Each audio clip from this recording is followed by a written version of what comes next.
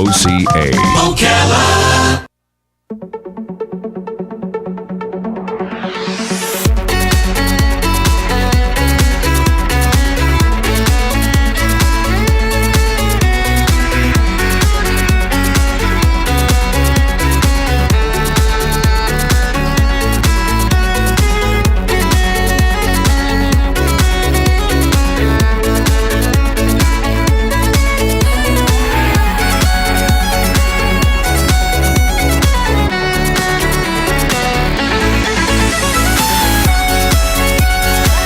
All right, 24 minutes before 9 o'clock. Thank you for tuning in this Monday morning. It's time for News Bites. This is the segment of the morning show that we created so you can catch up on the news by us delivering to you that news from around the world, around the nation, around the state. In abbreviated form, we shorten the news, just cut to the chase, get to the point, and get you on with your day. If you want to know more about these stories, pay attention to the news resource that we will let you know from where we got the story so that you could look it up. And you're always welcome to call later on, by the way, and say, where did you get that story? We'll be glad to tell you sometime. Once in a while, we get a news story by way of email.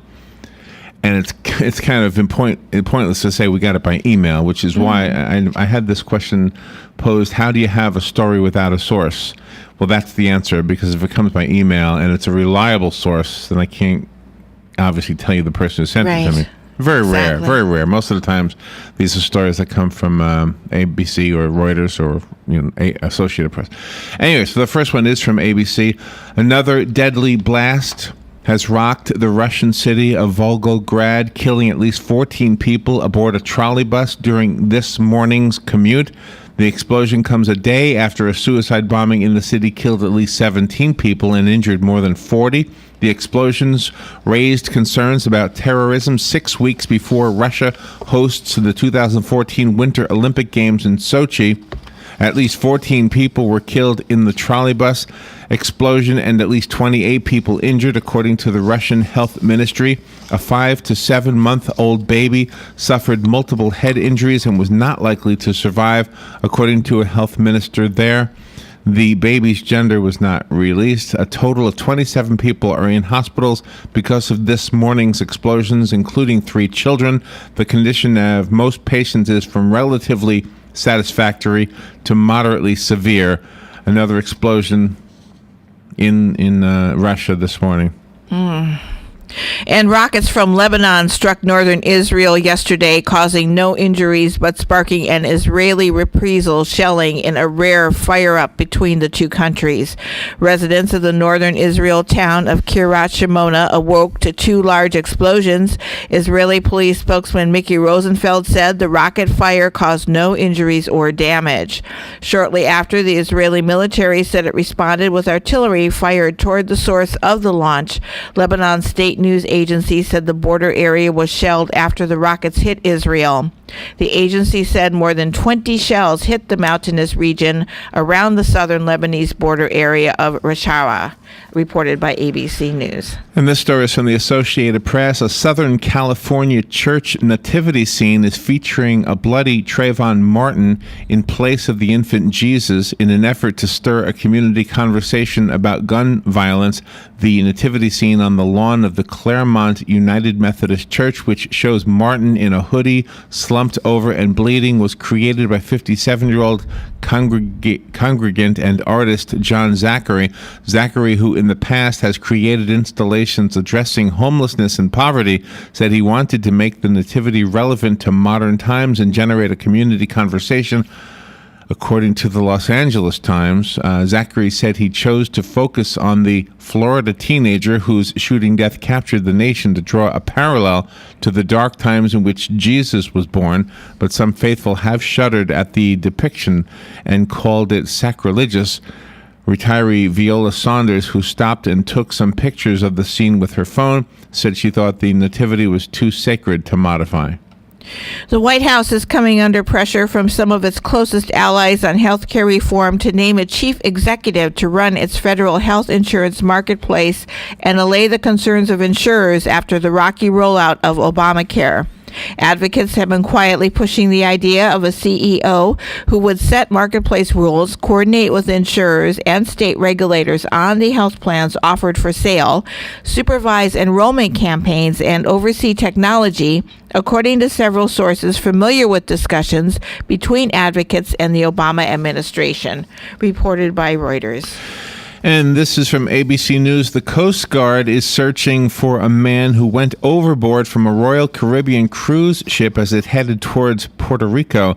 The Adventures of the Seas cruise ship was in Mona Passage, headed towards San Juan, Puerto Rico, Saturday night when a passenger alerted the captain that they had seen another passenger go overboard, according to an email from Royal Caribbean spokeswoman Cynthia Martinez.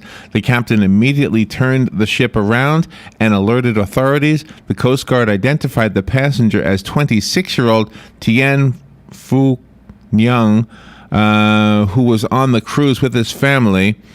Nguyen, a Canadian citizen, was seen by other passengers jumping overboard at approximately 8:46 p.m. Saturday.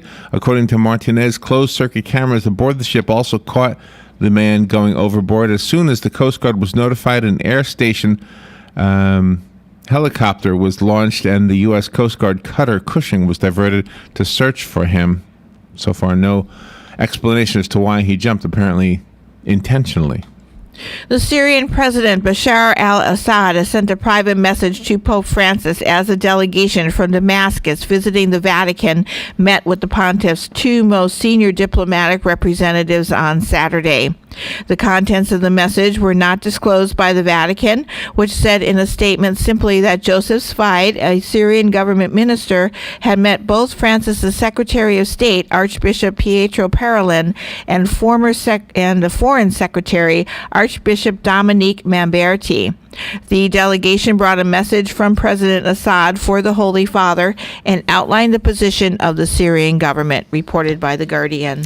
And this is from the Associated Press. The singer Beyonce has been labeled insensitive by some current and former NASA astronauts and their families for taking a sample audio clip from the Space Shuttle Challenger disaster and placed it in a love song. Challenger exploded 73 seconds after liftoff from the Kennedy Space Station January 28th of 1986. All 7 crew members aboard were killed. Flight controllers were looking very carefully at the situation. Obviously a major malfunction. Now retired NASA Public Affairs Officer Steve Nesbitt said as the nation watched wreckage fall toward the ocean on live television. 27 years later, Nesbitt's voice is heard at the beginning of the video for Beyonce's new song called XO about a troubled relationship. The singer has said that XO was written and produced by Ryan Tedder and Tyrese Nash, who goes by the stage name of The Dream. The audio clip is short, lasting 6 seconds, but former and current NASA astronauts, employees, and Challenger family members argue that using it in a pop song mocks the crew's sacrifice and opens fresh wounds. June Scobie Rogers, the widow of Challenger Space Shuttle Commander Dick Scobie and a founder of the Challenger Center for Space Science Education, told ABC News she is disappointed in the singer's decision to include the clip. Bad taste on Beyonce's part. U.S. Secretary of State John Kerry is under pressure on his 10th visit to the Middle East to show tangible progress toward an Israeli-Palestinian settlement after passing the midpoint of a 9-month timetable he set for resolution of core differences. The top U.S. diplomat set to return to the region on New Year's Day will meet in Jerusalem with Israeli Prime Minister Benjamin Netanyahu and in Ramallah with Mahmoud Abbas, president of the Palestinian Authority. Jen Psaki, a State Department spokeswoman, said yesterday in a statement. One symbolic sign of movement would be a face-to-face meeting between the Israeli and Palestinian leaders as Kerry seeks to narrow differences over borders, security, the rights of refugees, and the status of Jerusalem that have confounded U.S.-led efforts at mediation for years, reported by Bloomberg. And the next story is out of Fox News. Ahead of the day when Colorado residents age 21 and older can buy marijuana for recreational use, the first batch of Denver business businesses approved to sell the drug got their licenses on Friday. Applause broke out and cameras whirred when the first license was issued from Denver's Department of Excise and Licenses. The city awarded 14 licenses for retail shops, 17 licenses for pot growers, and 3 licenses for makers of cannabis-infused products such as marijuana brownies. One businessman joked about getting arrested for having a joint at a 1971 Black Sabbath concert. Others shared hugs and stories about marijuana's route to legalization. Representative Darrell Issa yesterday stood by claims that a group affiliated with the terrorist organization Al-Qaeda was involved in the 2012 attack on the American consulate in Benghazi. Representative Darrell Issa defends his harsh criticism of President Obama's handling of the Benghazi attack. It was accurate, Issa said on NBC's Meet the Press. This is his quote continuing. There was a group that was involved that claims an affiliation with Al-Qaeda. The comments by Issa, the Republican chair of the House Oversight and Government Reform Committee and one of the most outspoken critics of the White House's handling of the attack, came after an investigative New York Times report concluded that the raid was conducted by local militants rather than by Al-Qaeda or by another international terrorist group, reported by MSNBC. And this is from the Associated Press. An Arizona woman is accused of trying to poison her 4 children, including one who died, and of stabbing her husband, all on Christmas Day. Casa Grande police say 35-year-old Connie Villa was arrested on suspicion of 1 count of first-degree murder and 4 counts of attempted murder. According to police, the ex-husband called 911 after he was stabbed when he went to Villa's residence. Officers found the body of 13-year-old Ana Ariel Macias and Villa with stab wounds believed to have been self-inflicted. Autopsy and toxicology results are pending on the girl, believed to have been poisoned. The 3 other children are in good condition and are now with their father's family. Villa was arrested yesterday after being released from a Phoenix hospital. It's not immediately known whether she has an attorney. A possible motive has not been disclosed. If Edward Snowden were guaranteed his safety and the prospect of a fair, open trial, he would love to return to the United States, the former National Security Agency contractor's legal advisor said yesterday. Mr. Snowden, the famed leaker who revealed the depth of U.S. surveillance and data collection programs through a series of leaks earlier this year, remains in Russia and faces espionage charges here at home. The Obama administration has vowed Mr. Snowden would be offered all the protections of the American judicial system should he return to his home country, but it's clear that the world's most famous leaker believes it's in his best interest, at least for now, to stay out of the United States, reported by the Washington Times. And from ABC News, the latest attempt to rescue tourists and scientists aboard a research ship trapped in miles of Antarctic ice since Christmas Eve was called off due to harsh weather conditions. An Australian icebreaker ship, the Aurora Australis, made it within 10 nautical miles of the trapped vessel this morning before the rescue attempt was called off because winds of up to 30 knots and snow showers, according to a press release from the Australian Maritime Safety Authority. These weather conditions have resulted in poor visibility and made it difficult and unsafe for the Aurora Australis to continue today's attempt to assist the MV Academic Shokowski, that's the name of the boat. Further attempts may be made by the vessel in due course to undertake the rescue once weather conditions improve. The Russian-operated Academic Shokowski, which has been on a research expedition to Antarctica, got stuck last Tuesday after a blizzard's whipping winds pushed the sea ice around the ship, freezing it in place. The ship is carrying 74 scientists and tourists. The latest rescue attempt follows previous attempts by a Chinese icebreaking vessel known as the Snow Dragon and a French icebreaker called the Astrolabe. Senator Ted Cruz has said that he is taking steps to renounce his mysterious Canadian citizenship. in a move he insists does not in any way indicate a run for the White House in 2016. The junior senator from Texas, who made a name for himself as a driving force behind efforts to bring down the Affordable Care Act or Obamacare by way of a government shutdown, was surprised to learn earlier this year, after some digging by one of his home state newspapers, that he reportedly enjoys dual citizenship, reported by The Guardian.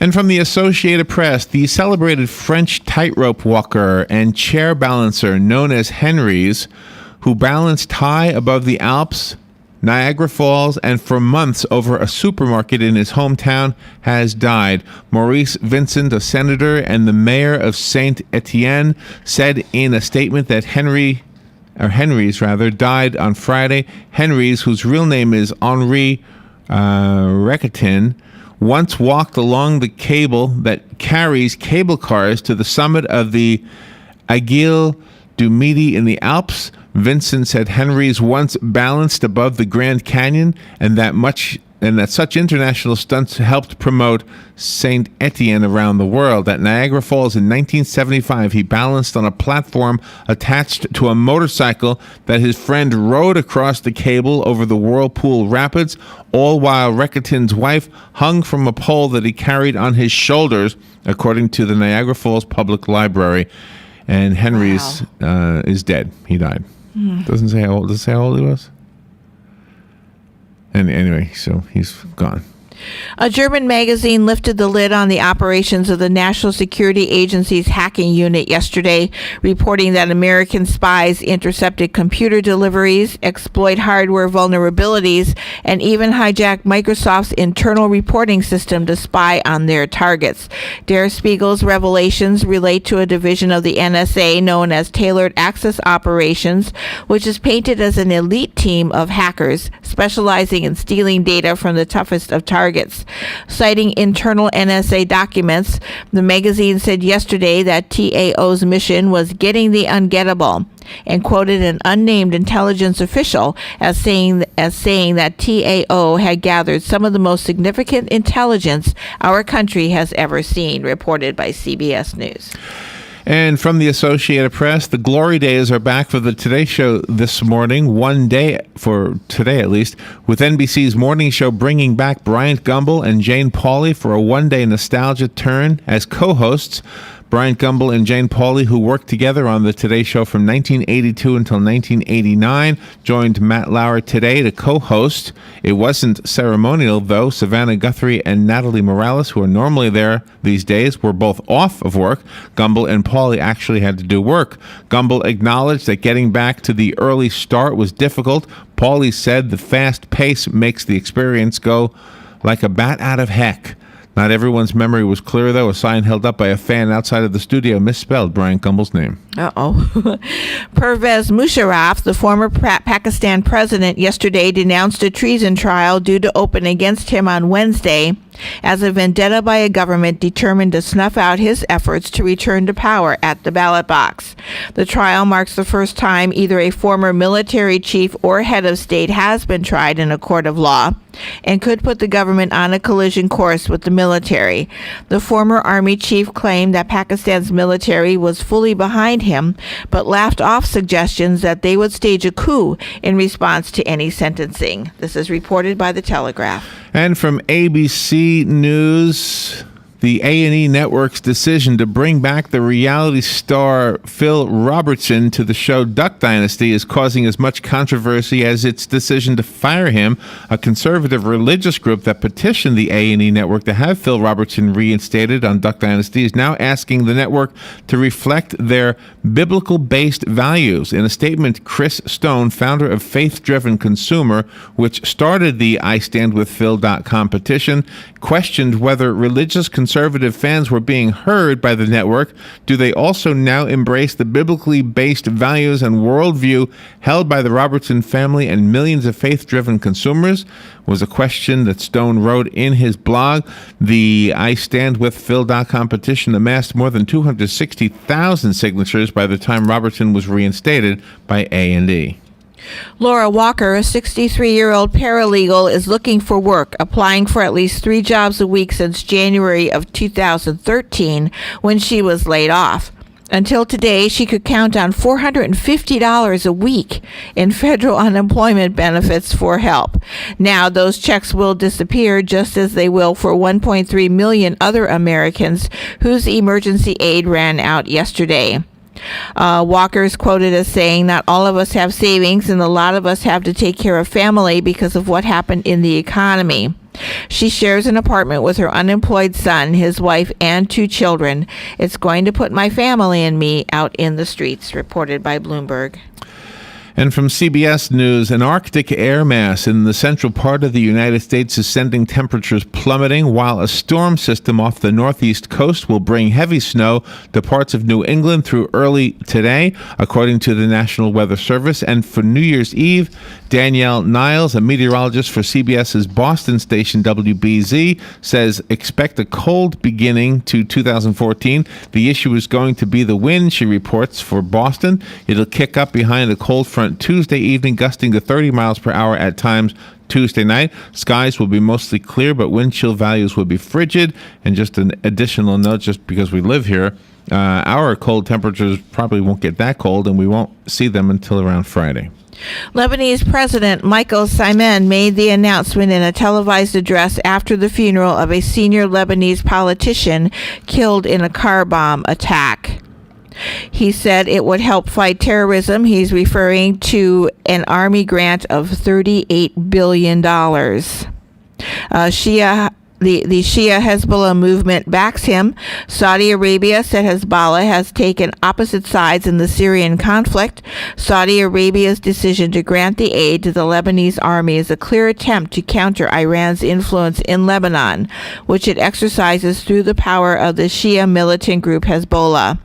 The war in Syria and the spillover in Lebanon are a part of a regional proxy war between Riyadh and Tehran, in which the Saudi kingdom feels let down by what it seems as timid American support for the rebels, reported by the BBC. And from the Associated Press, the new year is bringing a host of new laws taking effect in January or thereabouts. And here is one from the state of California. California this year becomes the first state to give specific rights to transgender students starting in January, unless opponents show they have gathered enough petition signatures to put a referendum before the voters seeking to overturn the law. The new law, beginning on Wednesday, lets transgender students choose which restroom to use and whether to play on the boys' or the girls' sports team. Critics say that violates the privacy of other students. A transgender student is defined as a student who believes he or she is actually a female or a male. It has nothing to do with surgery. Gee. Wow. Yeah, isn't that something? Texas Republican Senator Ted Cruz, on a host of shortlists for top 2013 newsmakers, yesterday defended himself and his plan to defund Obamacare by shutting down the federal government. This is a quote: "If you're trying to change Washington, that's the Washington establishment pushing back," Cruz told ABC's This Week.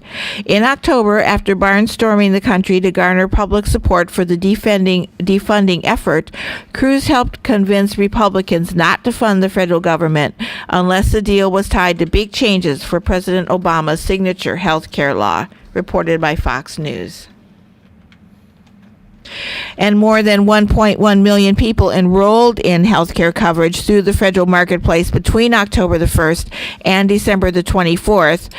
The government announced Sunday those figures. The vast majority of them, 975,000, enrolled in December. Marilyn Tavenay, administrator of the Centers for Medicare and Medicaid Services, said in a blog post.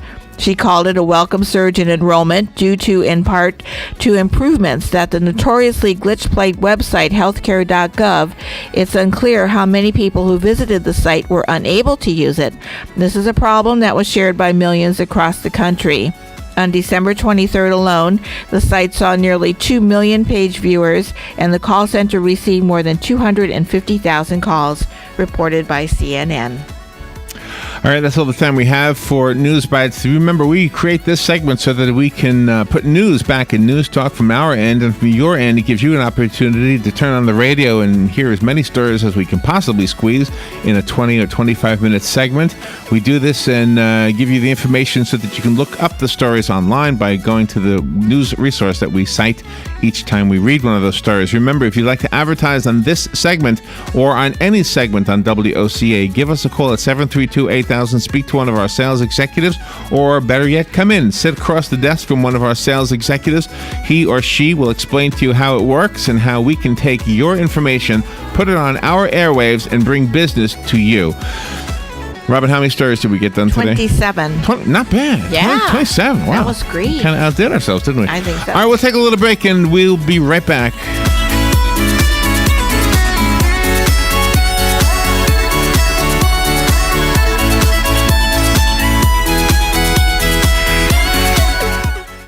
Ocala's information station, 1370 WOCA. Ocala.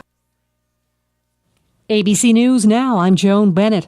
It's dangerously cold in the nation's midsection. Feels like 32 below in Duluth, Minnesota, 8 below in Sioux City. Flesh can freeze in a matter of minutes in those conditions. The big chill is moving east.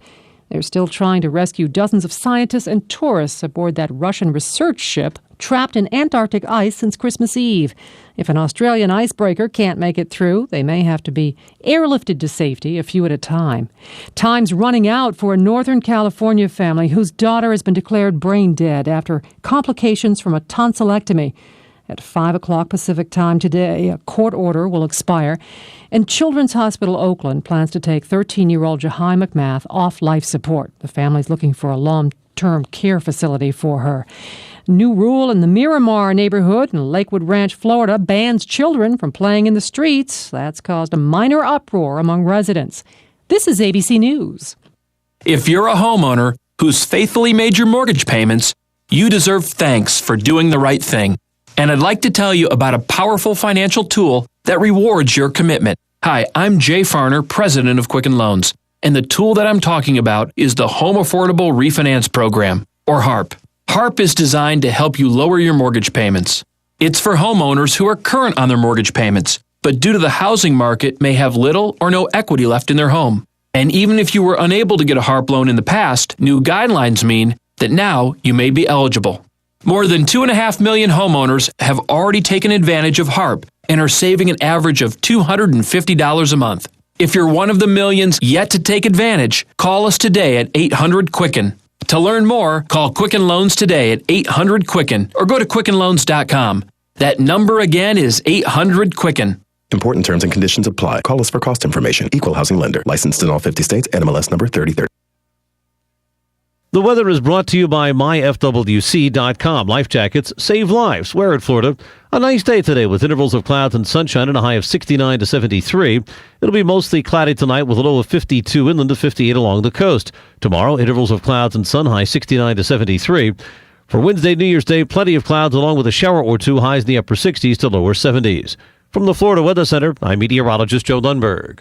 Here are today's headlines from the source, WOCA. The Marion County Sheriff's Office is reporting that late yesterday they were investigating an apparent domestic violence incident in Rainbow Lakes Estates north of Dunellen after 2 people were found dead inside of a home there. According to the report, the 2 deceased people are identified as 32-year-old Latalia Robinson and 33-year-old Dean Hamilton. Hamilton is described in the report as Robinson's estranged husband. The report states that Robinson was a biology teacher at Westport High School, and Hamilton worked at Cheney Brothers. Both Robinson and Hamilton were found dead inside the house from an apparent gunshot wound. No further details were included in the report. A semi-truck fire delayed southbound traffic on I-95 in the Ormond Beach area for hours yesterday morning. According to the Florida Highway Patrol, a semi-truck hauling cars caught on fire near mile marker 274 just before 8:30 a.m. Troopers shut down all of the southbound lanes while crews battled the fire. There were no injuries reported, and the cause of the fire is unknown, according to the report. Troopers reopened the southbound lanes around 12:30 yesterday afternoon. 2 people, including an 8-year-old boy, were killed and 3 others injured yesterday morning in a 2-vehicle crash on State Road 434 in Seminole County. The crash occurred around 10 a.m. east of the interchange with State Road 417. The boy was not identified by name. He was a passenger in a vehicle driven by 28-year-old Danielle Nicole Duder of Oviedo, who was critically injured and taken to Orlando Regional Medical Center. The crash also killed 65-year-old Marie Rhodes Radford of Oviedo, the driver of the other vehicle. Troopers said Duder was driving east in a 1998 Toyota on State Road 434 and, for unknown reasons, crossed into the westbound lane, colliding with Radford's vehicle head-on, a 1993 Chrysler New Yorker. The 2 other children in Duder's vehicle had minor injuries. They are identified as 9-year-old Courtney Duder and 6-year-old Kyle Duder. If predictions hold true, Florida may soon overtake New York as the nation's 3rd most populous state. Pointing to the state's growth rates, demographers say it's not a question of if, but when. If it doesn't happen this year, it probably will, but if not, probably next year, according to Thomas Boswell, a University of Miami geography professor who studies population. Stan Smith, population program director at the University of Florida's Bureau of Economic and Business Research, agreed with Boswell that Florida likely will overtake New York at some point in 2014 or 2015. From April 20th through July of 2012, Florida's population grew 2.7% according to census data. In the same period, New York's population grew 1%. Last year's census estimate had the 2 states virtually neck and neck. New York's population was just under 19.6 million people, only about 250,000 higher than Florida's, while New York City and its surrounding suburbs, the Albany area and Ithaca, are all growing. Much of upstate New York is experiencing declines in population. And one winner of the Fantasy 5 game will collect $264,828.66, according to a news release issued by the Florida Lottery yesterday. The winning ticket was bought in Winter Garden, according to the report. The 386 tickets matching 4 numbers will each win $110.50. Another 12,108 tickets matching 3 numbers won $9.50 each, and 119,219 tickets won a quick pick ticket for picking 2 numbers. The numbers drawn on Saturday night were 6, 17, 19, 24, and 29. And those are the headlines from The Source, WOCA 96.3 FM and 1370 AM. The weather is brought to you by myfwc.com. Life jackets save lives. Wear it, Florida. A nice day today with intervals of clouds and sunshine and a high of 69 to 73. It'll be mostly cloudy tonight with